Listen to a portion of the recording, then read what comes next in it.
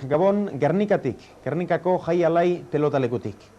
Eusko Pelota enpresak bere pelotariekin, hain maila honekoak diren pelotariekin, txapelketa edo torneo interesgarri bat jarri zuen martxan duela zenbait hilabete, eta txapelketa hori azken txanpara iritsi da. Finala besterik, ez zaigu falta, txapeldun eta txapeldun orde zeintzuk izango diren jakiteko. Gaur erabakiko da hori, eta partidu hori, edo txapelketa erabakiko duen partidu hori, azken final hori, zuzenean ikusteko aukera izango duzue, guk alaxe eskainiko dizuegulako. Zeintzuk izango dira final horretan? Alde batetik, Gerriko Gorriz jokatuko dutenak, zuentzat aski ezagunak direnak biak, batez ere aurrelaria. Katxin Uriarte eta Zulaika Bigarrenak jokatuko dute Gorriz, eta berauei aurre egiteko prest, Elola eta Aramburu. Hau ere, inolako zalantzarik gabe, bikote indartsua, eta horrexegatik ez da egia esan nire ustez behintzat bat ere erresa gaur pronostikoren bat ematea. Bere alaxe izango dugu partidu honi buruz hitz egiten hasteko aukera eta baita gure pronostikoak eta beste zenbaitenak izateko eta jakiteko aukera ere. Baina oraintxe bertan beste zerrenda bat eman behar dizuegu. Lehengo astean eman genizuen Bartzelonako Joko Olimpikoetan frontoi motzean jokatuko dutenen edo gutxienez hautatuak izan diren pelotarien zerrenda. Orain berriz falta zirenena eman behar dizuegu. Frontoi luzekoa eta trinketeko pelotarien zerrenda. Hona hemen frontoi luzetik hasita, zestapuntatik hasita, Bartzelonako Joko Olimpikoetan parte hartzeko hautatuak izan diren pelotariak.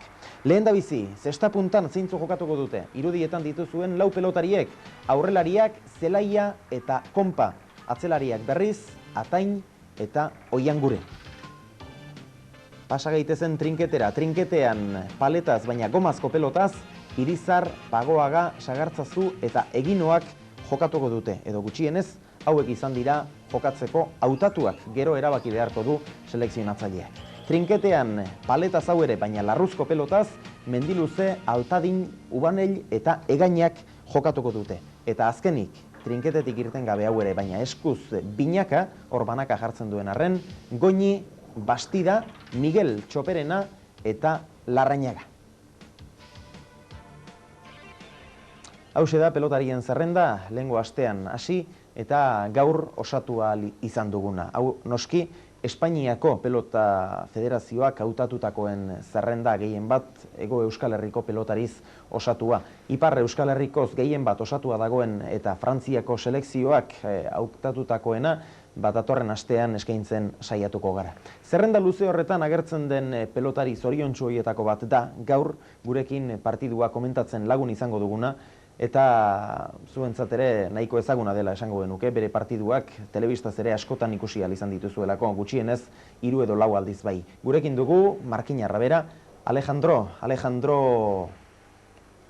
hain zuzen ere, Konparekin, Atainekin eta Oiangurenekin batera jokatuko duen Alejandro Zelaia. Gabon, Alejandro. Gabon, gai.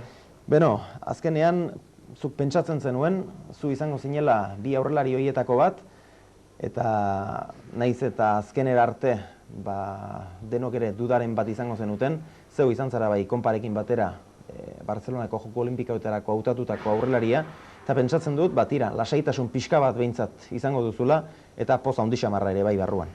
Bueno, ez du, holan, kubatik hona arte, beti honga bisek jokatzen da, ez du, holan, baten suplentik edo bestik ez dugu eta oin arte bisok hongaz hortxe jokatzen da, ez dugu bilurrek kanpun gatzeko, ez batak ez bestik ez du pentsanik. Dena den, zerrenda ofizialetan azaltzeak da, halako lasaitasun bat emango du. Bueno, bai, hor sartzea, ez da, batzu sartzea bakarrik eta hoxea suertie.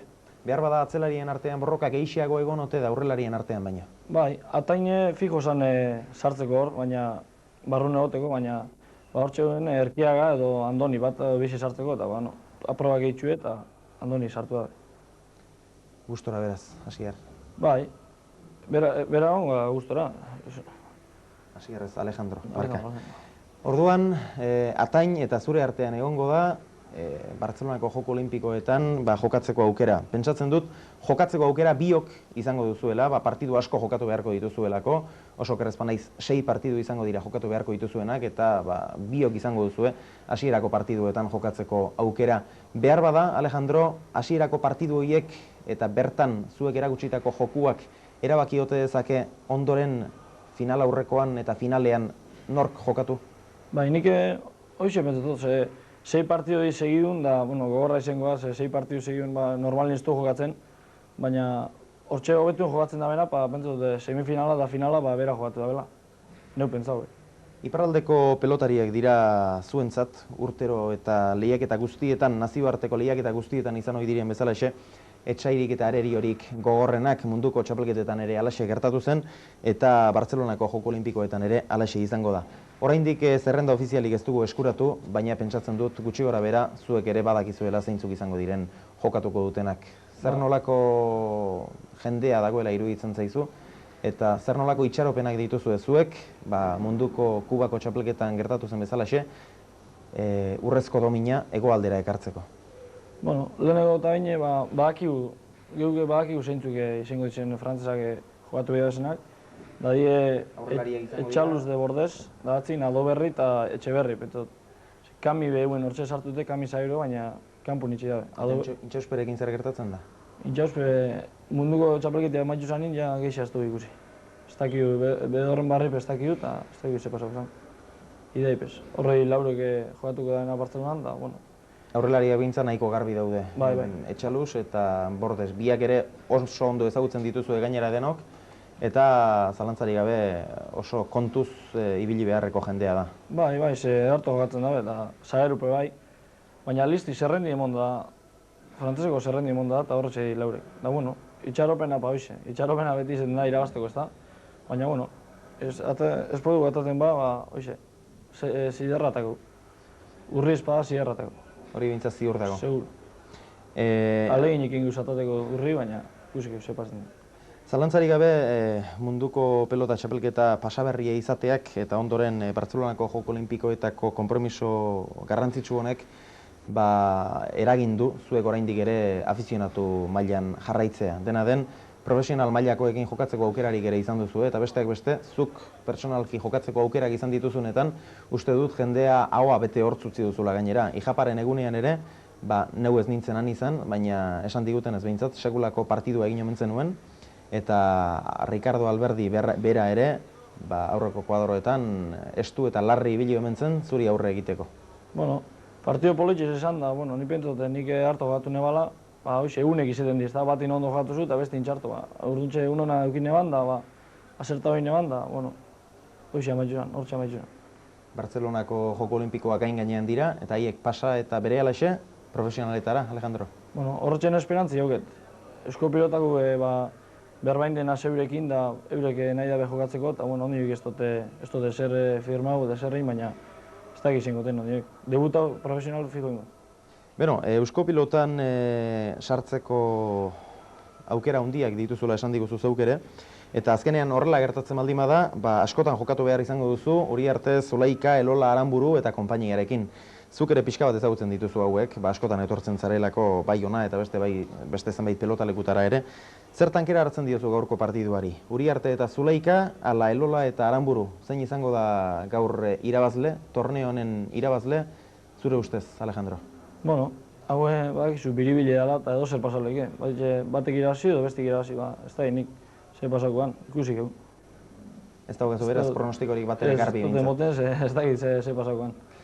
Dena den pronostikoa ematen ari direnak etengabe gure jarraitzaileak dira, baina Deia egunkariaren irakurleek ere, aste arteroko gehigarri horretan egiten duten bezalaxe, aste honetan ere egin dute, euren pronostikoa eman dute, eta berehala ikusi ahal izango dugu zer den pelotaren mundua izeneko gehigarri horretako jarraitzaileek eta irakurleek eman duten pronostikoa. Pare-parean daude gauzak, 151 gorrien alde, Uriarte eta Zulaika bigarrenaren alde, eta 159 Elola eta Aranbururen alde. Beraz, Alejandro Zelaiak bat ere garbi ez dauka, eta Deiako jarraitzaileek eta irakurleek ere ez daukate bat ere garbi. Ikus dezagun gauzak askoz garbiago dituzten ala ez, gure jarraitzaileek ETV kantxa ikusten eta bertako lehiaketan parte hartzen ari direnek. Pixka bat argixiago bai, gauzak alaxe dituzte, baina hemen ere ez dago beste munduko alderik. Uriarte eta Zuleika bigarrenaren aldeko apustuak 154 eta 156 dira Elola eta Aranbururen alde apustu egin dutenak. Honelaxe daude gauzak, partidua hasteko ez da minutu askorik falta, dagoeneko lau protagonistak antxe direlako, kantxan eta dagoenekoz berotzen hasirik, eta Fermin Aramendi lankidea antxe prest izango denez, berari gabon esatearekin batera, gaurko protagonistak axaletik besterik ezpada ere aurkezteko eskatu behar diogu. Gabon Fermin eta aurrera.